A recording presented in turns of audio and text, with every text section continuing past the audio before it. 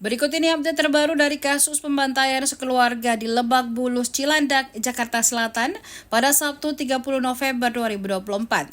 Belakangan terungkap pekerjaan RM, ibu yang nyaris tewas ditikam anak kandungnya sendiri.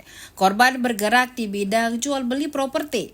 Rekan korban Dami mengaku kaget mendengar RM turut menjadi korban dalam peristiwa pembunuhan sadis yang dilakukan anak kandungnya berinisial MA 14 tahun. Dami mengatakan sudah saling mengenal sejak tahun 2008. Kata Dami, ia dan RM merupakan rekan kerja di salah satu perusahaan agen properti sebelum akhirnya membuka perusahaan properti masing-masing. Dami juga bercerita bahwa komunikasi terakhir dengan RM ketika ia berkoordinasi soal jual beli rumah.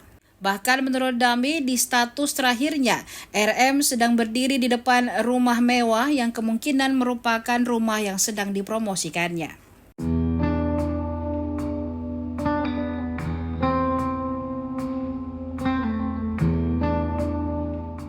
Download Tribun X sekarang, menghadirkan lokal menjadi Indonesia.